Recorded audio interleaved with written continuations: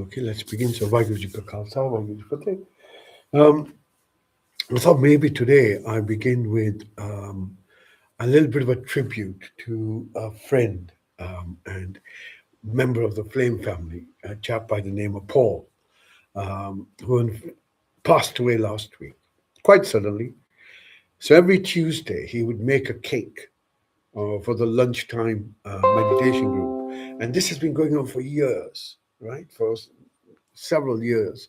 He'd come up and he'd make a cake, a strawberry cake or a carrot cake or this cake and that cake, and they were exquisite. They were really exquisite. Um, Paul had had a stroke, so he had some health challenges. But having said that, his understanding of life was really remarkable. And he started doing Qigong with me. And I remember one day, and this is really about why is it relevant? It's because we feel at times we take things for granted and we don't realize the value of very simple things, very simple things. So Paul started his Qigong with us, and about a year into it, 6, 8 months into it, I asked him, I said, what do you get out of it? Just, and he said, Dav, you know what? I can now put my clothes on without lying on the bed. And that really struck me. Something that we don't even think twice about. Yet, for someone, it is an entire paradigm change in the quality of their life. Why is this relevant to meditation? Why is this relevant to meditation? We don't have an understanding that is, or we certainly don't talk about life with any real meaningful respect. It's almost like a chore that we have to go through. And we are bombarded constantly with challenges. And it seems that some of us seem to have less difficulties and others have more difficulties. And there seems to be a huge disparity and unfairness that when we see around us. And in doing that, we can get lost in interpreting life in a way that's based on winnings and losings and competition and aggression and all this kind of stuff. What is success and what is failure? And in that, lose ourselves. And I think when you have someone that you're close to that passes, that dies, has this transition, it really puts life into perspective and says, actually, have you thought, what are your priorities today? What are your priorities? What is it that you really feel should be your primary task now? Is it about trying to solve the problems that you have? Or because they'll just come and go? Or is it about finding some peace within yourself, irrespective of what's happening? Or is it to win, to fight, to compete, to get what you want? What are your priorities? And of these priorities, which one do you think will actually serve you? Which will help you recognize that this is, should it be my last day today? I'm comfortable with it. How many of us can say that? How many of us are at peace saying, I've lived my life. I've not struggled in life.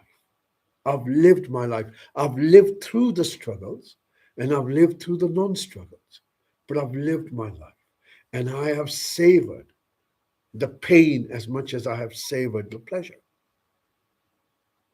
Rather than trying to run for the pleasure and running away from the pain, because it can't be done. Can't be done. Suffering, so I'm going to come back to meditation. So suffering, which we consider death to be a suffering. Well, how do we know? How do you know that it's suffering? Maybe it's the best thing that ever happens to anyone. How do you know it's bad? Because others tell you. Meditation is the only way you can learn about death dying transition while you're still alive. The only way. Not because someone's going to teach you, but through your practice, through your processes. And this is something that all of us have to deal with sooner or later. But through your meditation, you will begin first to experience a level of calm. Stage one, feel a bit calm, feel less anxious. As your practice develops and it goes up and down, it's not always, all the way up, it goes up and down. You get to the point where it goes from being a chore to something that you enjoy. Yeah. So there's a little bit of enjoyment that comes out of it. As you get more mature into it, you will begin to dip in these moments of silence and stillness where there is no biology, meaning that there is a body, but you're not of the body.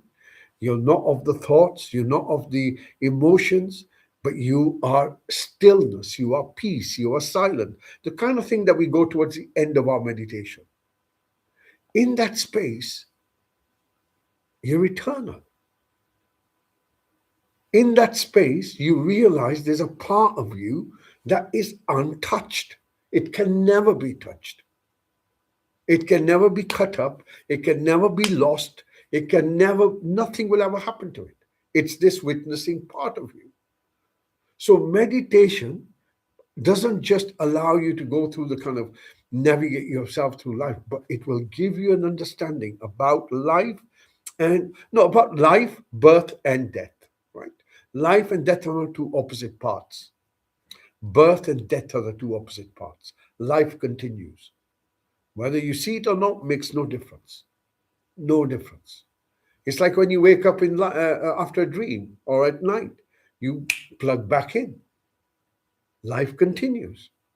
You might have a portion of it where you have very little recollection, but you'll snap back in. So recognizing one, that the whole thing is a process. Everything around you is a process. It's a cycle. Start, middle, end, start, middle, end, as we learn through the meditation. Yeah, the breath has a start, a middle, end, start, middle, end. All of it works in the same way. You are no different. None of us are any different. So through meditation, we begin to experience two things. One, the flow of everything. Two, there's a part of you that's completely still, silent, untouched, and always awake, always aware. Once we begin to taste this little bit, you will find all other fears begin to disappear. Why? Because something that is eternal, fearless, all fear is based on your ego. That's all it is. The more you try and control something, all right, so the ego, I've given this definition before, but I'll give it to you again. So basically, when you're born with like a clean sheet of paper, right? Everyone is born with a capacity to learn, right? And the word sick, the tradition I belong to, the word sick means a student, right? That's all it means, a student. So everyone is born a student. And then you become a politician, then you become a Muslim, then you become a this, a that, and the other. All of that stuff is taught to you. It ain't you, it's taught to you. And that teaching, that all that story that you've become, that you've made, you begin to recognize that as you. You think that's you. This is your ego, and you will do everything to protect it. Everything. And if I put a belief system there since you're a little child, that you're the special one and everyone else is bad, then you will protect yourself by getting rid of the others. So all conflict begin with the ego. All conflict. So this ego is always running towards, it's always in self-preservation, always wants to keep itself safe, and it's always running from one side to the other. Runs towards pleasure, runs away from suffering or distress. But the reality of it is that it can't do that. By trying to run away from that which it doesn't like, it creates distress for it. Yeah. And this is what keeps us in this perpetual cycle of suffering or distress. So the egoic space is an artificial construct. It will be stripped from you. It will be stripped. So either we learn while we are meditating and alive that all our attachments are just that, just attachments. They don't make you you. Your identity is beyond the body, beyond the thoughts, beyond this little story that you have, and beyond emotions. That's who you really are. Everything else is secondary. Doesn't mean we get rid of it. It means that we don't associate it with it completely, that this is who I am. Because the moment you associate with your ego space, this is who I am, you will be in conflict. Always. Doesn't matter what it is. Religions, language, gender, all of these are ego trips, nothing more than that. So either we fight with the world through the ego or we fight within ourselves, trying to control everything that's around us. So with meditation, we begin to learn experientially, one, that everything is a flow. Now, if everything is a flow, what can you hold on to?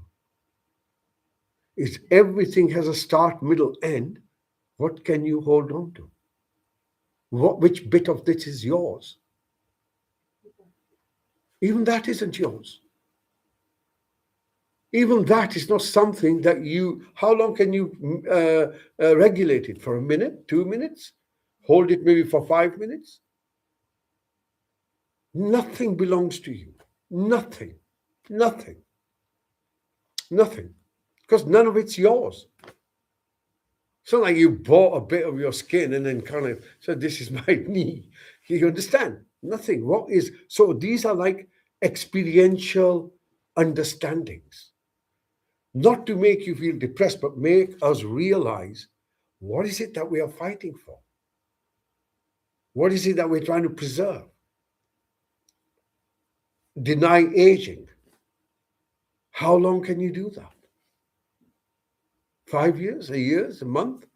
How long can you do that? So when we begin to realize the nature of life to be this, and we align ourselves with that, you will find half of your suffering falls apart. Because most of our suffering is that we don't accept things for what they are.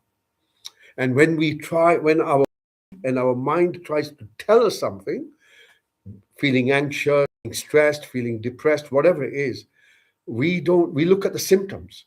We try to get rid of the anxiety rather than listen to what is the anxiety trying to tell me. Because it's all a feedback mechanism. It's trying to tell you something. So by having capacity to stand, listen, sit, and listen to what's going on, you will find intuitively, you will understand. Okay, maybe I wasn't prepared for this. Maybe I need to look for this. Something will come up. Because existence takes care of itself, no? Rather than us trying to steer it. So coming to this balance of realizing that there's a way of navigating yourself through life, but you can't control it. You can't control it. And therefore, learning to become more accepting of the present moment and moving with it will allow us to develop the same attitude rather than running away from what we call the finality death.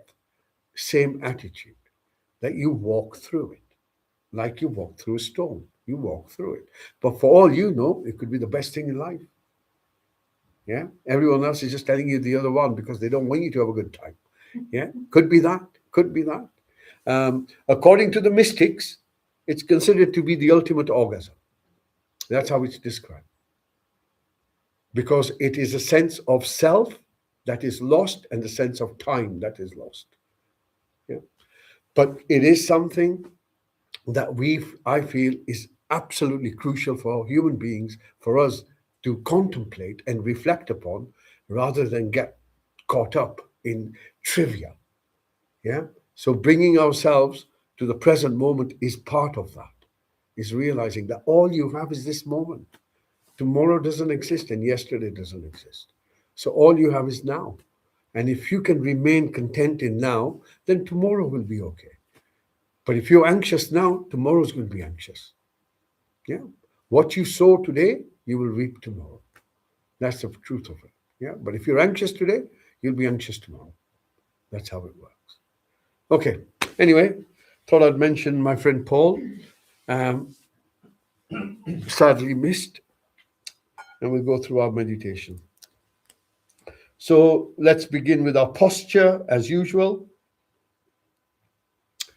Today we will do a little bit of breath regulation as well, if we can, right? So back is straight and upright, shoulders are pulled back, chin is slightly tucked in, eyes are closed, mouth is closed. And as you draw your breath in, you're going to notice your posture and you're going to notice if there's any discomfort in the body.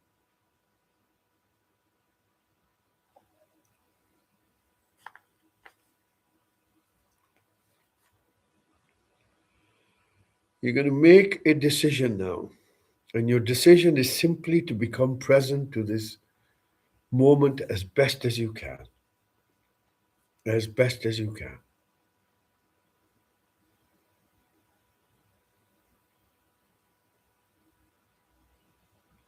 Okay, just allow the chair or the seat you're on to hold you, which means you can afford to just soften a little bit.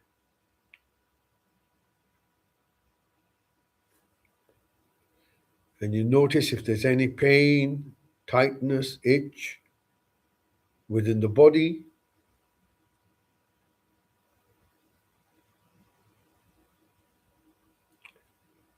Having made the commitment just to be present to yourself, you're going to start now looking at yourself. So first, bring your focus towards your eyes.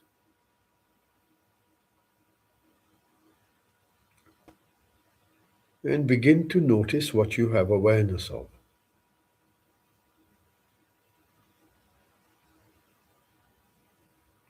If there are thoughts roaming around, then you have awareness of those thoughts.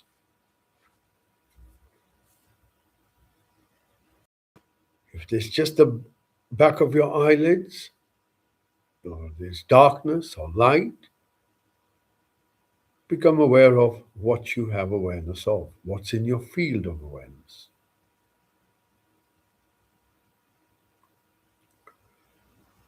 And now you're going to notice how quickly you can shift this awareness from your eyes, you move it to your ears.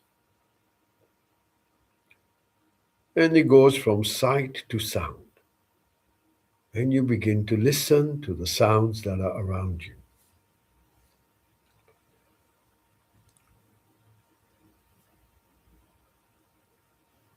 So you're not going to try and work out what sounds are around you. You're simply going to listen.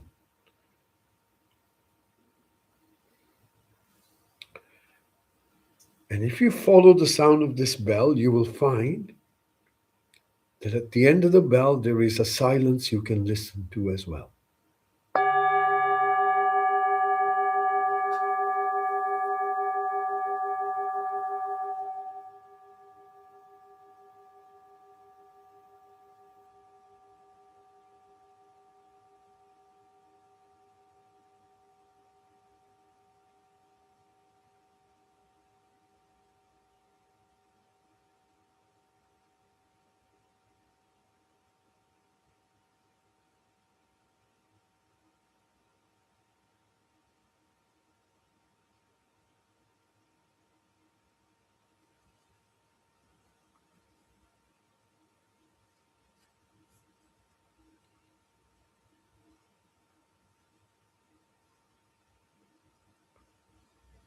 And now, if you bring your focus just beneath your nose,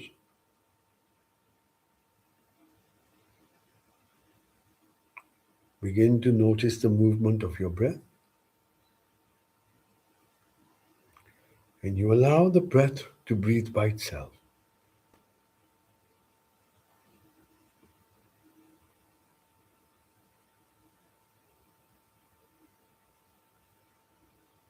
You're going to notice the in-breath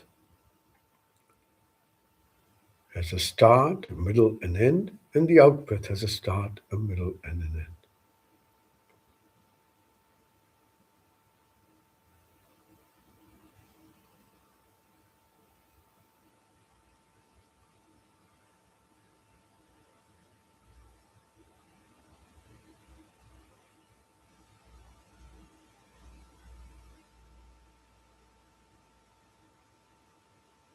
If If you find your focus has drifted from your breath, notice where it goes, bring it back to your breath.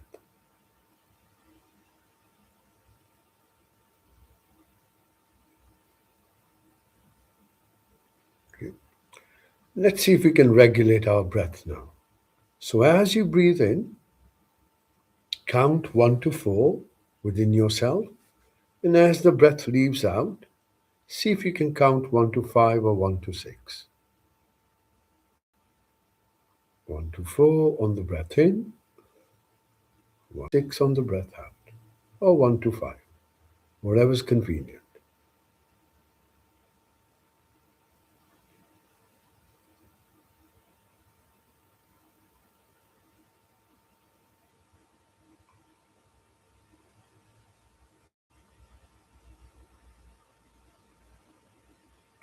Continue with this pattern.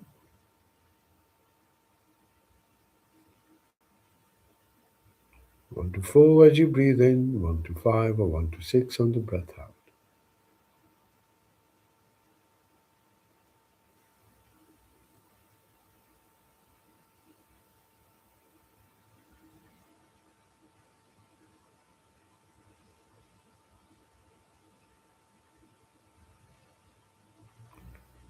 And now you stop counting and begin to notice the breath again. Notice how the breath feels.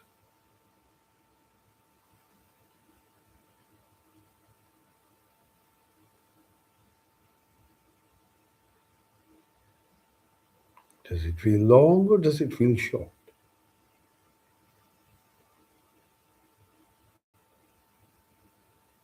Next, you're going to move your focus now within your mouth.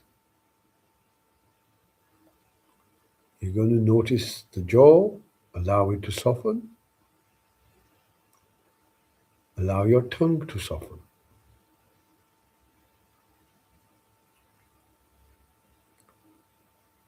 And then finally, we move above our head.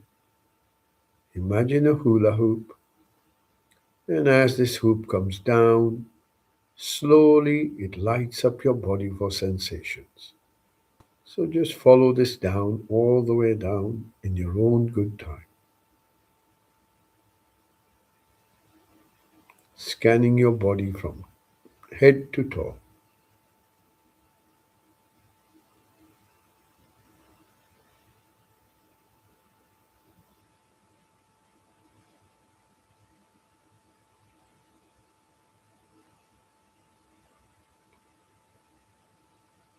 And on your next breath in, you're going to bring your focus to your body as best as you can, becoming aware of your body as best as you can. And you're going to notice what's going on with the body itself. And by this I mean if there's a pain, an ache,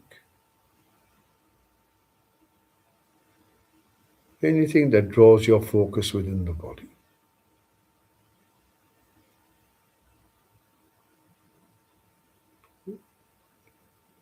Next, you're going to bring your focus now onto the seat that you're sitting on.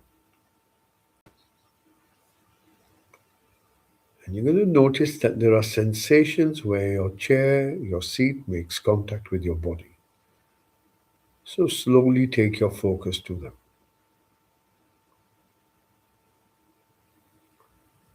And then from those sensations, you become aware of your hips.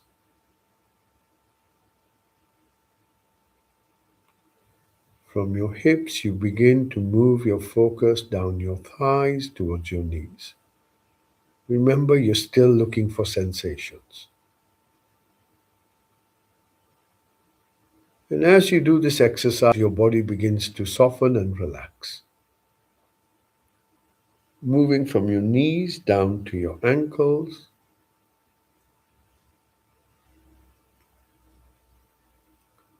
Notice your feet.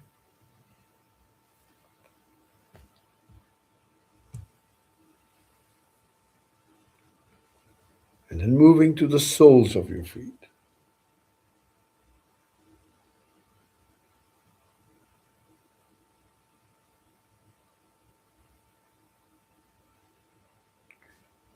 Next breath in, bring your focus back to the seat you're on.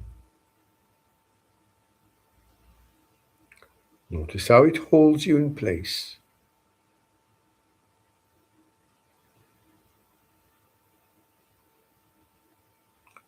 Notice that your back is straight and upright.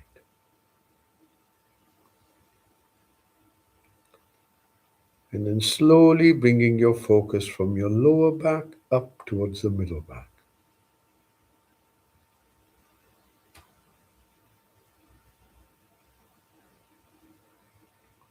From your middle back, bringing this focus up towards the shoulder blades.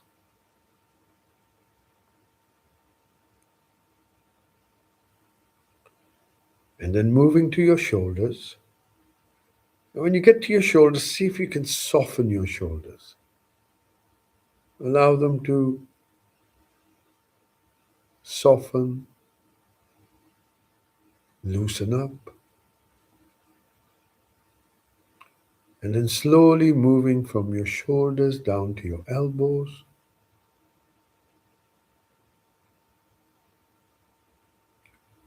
From your elbows down to your wrists.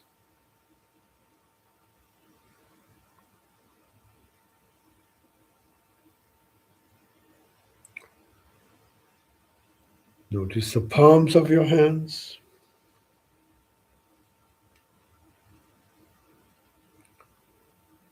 And then noticing the fingers on your hands.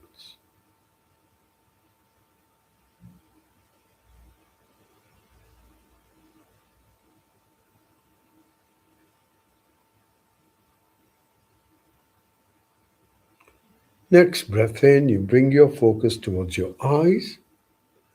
And once again, you notice the darkness or whatever you can have in your field of vision.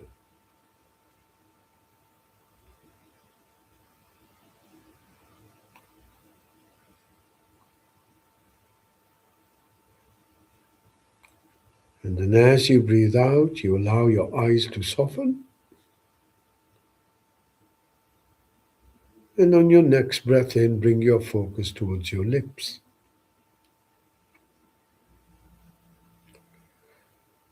Noticing your upper lip.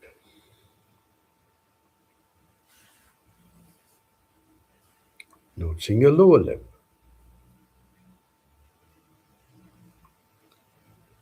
And then gently moving your focus within your mouth. Sensations on the roof of your mouth.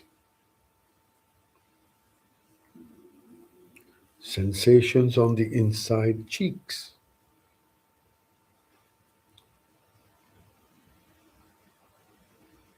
Notice your tongue, allow it to soften. Notice your jaw, allow your jaw to soften.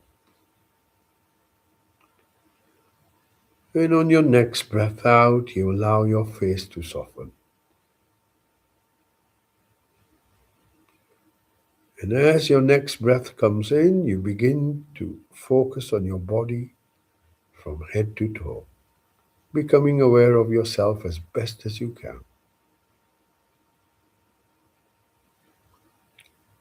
And again, we notice what's going on with the body itself.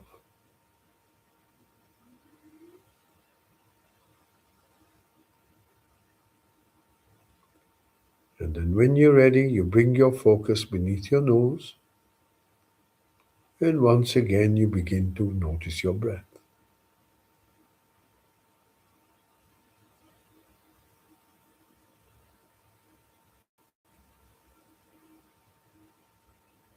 Allowing your breath to breathe by itself.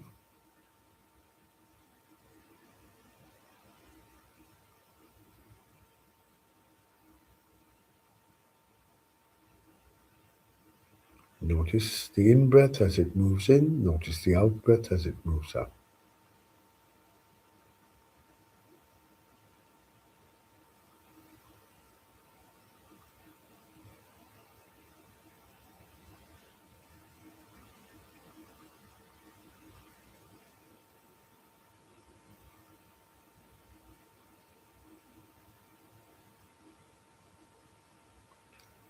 Now let's begin to look at the qualities of our breath. Does the breath seem long or does it seem short?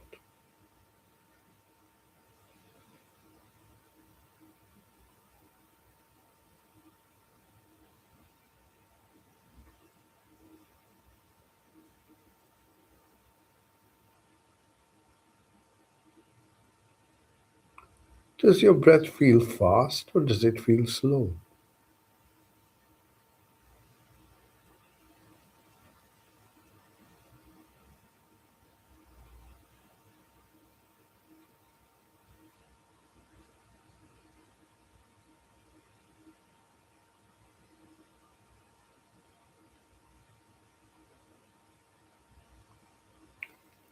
Does your breath feel cool or does it feel warm?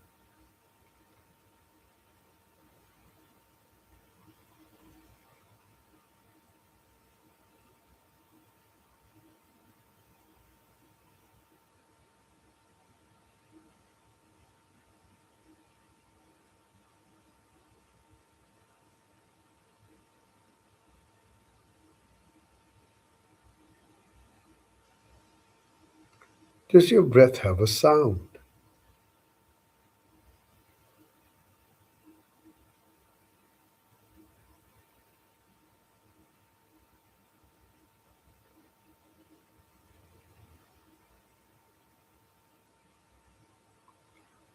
And if you begin to follow your out breath all the way till the end, notice when it finishes.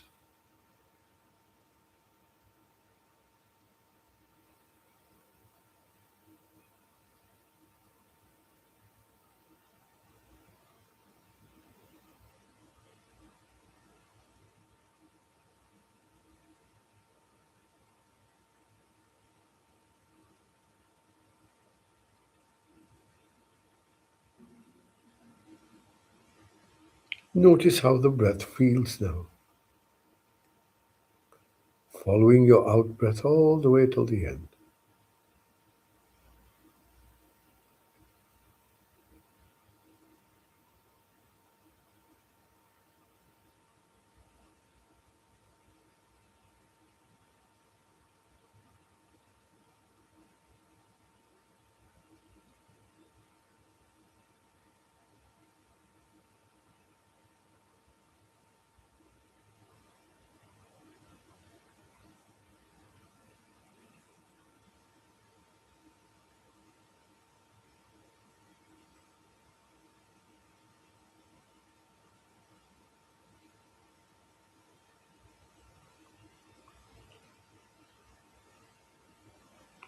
On your next breath in, bring your focus within yourself.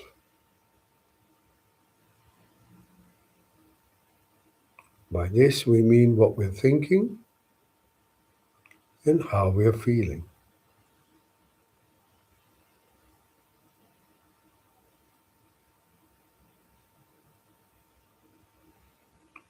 And then moving your focus to your chest. And now you're simply going to watch the chest expand as the breath moves in, and your chest relax as the breath moves out.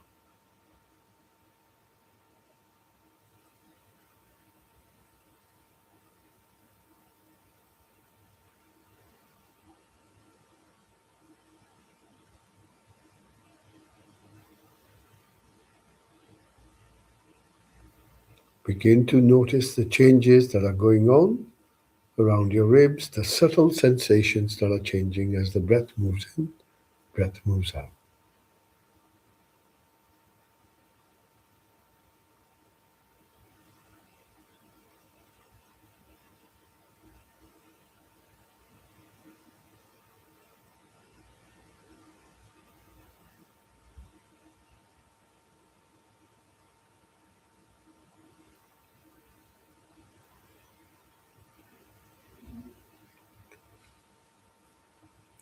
And then when you're ready, you bring your focus a bit deeper into yourself, right where your heart is. And you want to see if you can hold your focus there.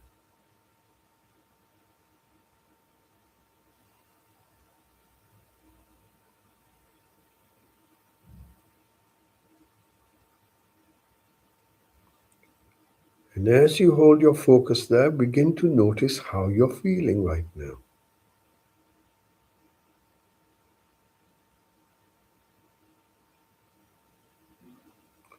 Do you feel settled?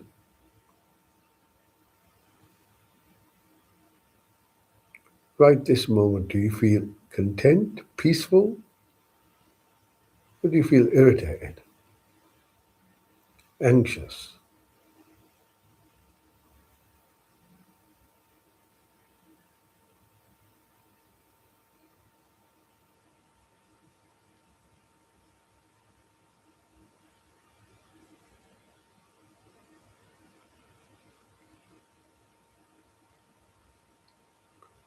On your next breath out, you're going to simply open your focus now to all the sounds around you. Allow any sound to come to you. You're not looking for anything. You're simply sitting, listening to the silence.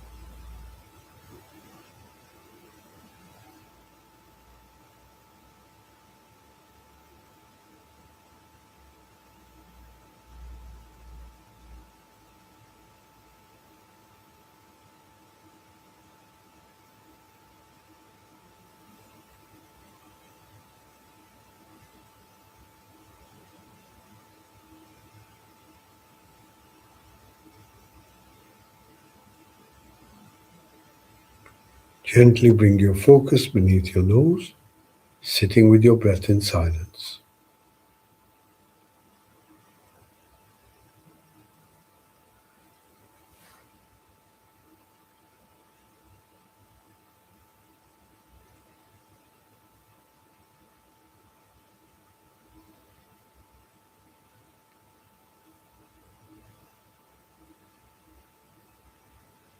Notice how you're feeling within yourself.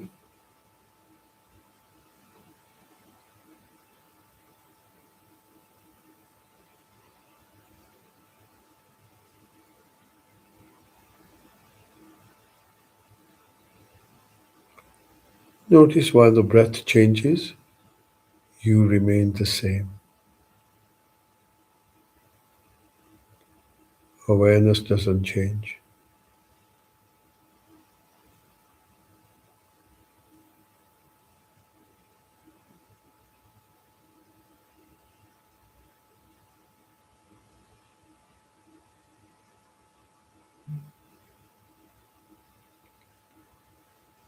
On your next breath out, you're going to expand your focus so you become aware of your whole body once again.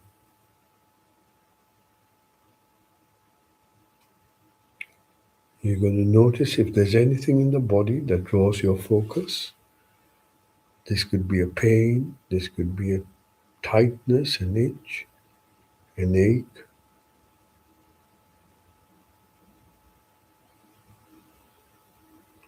And then we're going to slowly bring our focus back into the body. We begin by taking our focus to the seat we're on. Notice the sensations where the chair makes contact with you.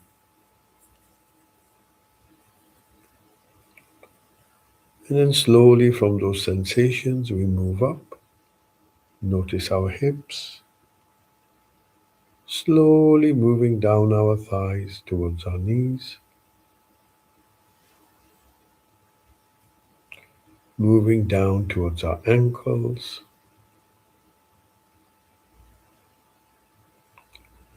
noticing our feet, and then noticing the soles of our feet.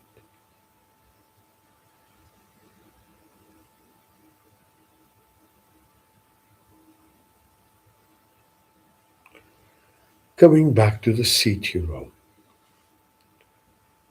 Notice it still holds you, your back is straight and upright, your shoulders, your arms comfortable, your eyes are still closed, your mouth is still closed, and your face is relaxed. Gently bringing your focus beneath your nose again. And now, as the breath moves in, we can sense our body. As the breath moves out, we sense our body.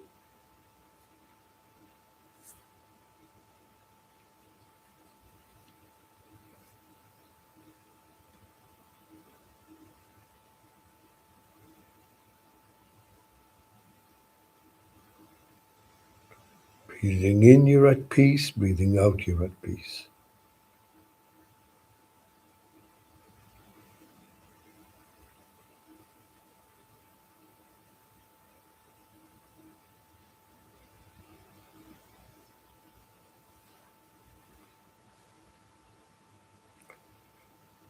Once again, as the breath moves in, you can sense your body. As the breath moves out, you can sense your body.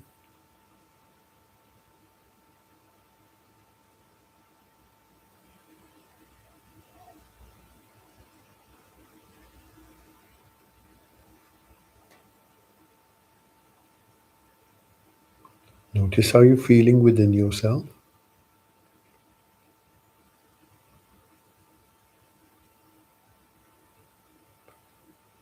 When you hear the next bell, you're going to use this bell to draw some slow, deep breaths in and gently opening your eyes. You take your time.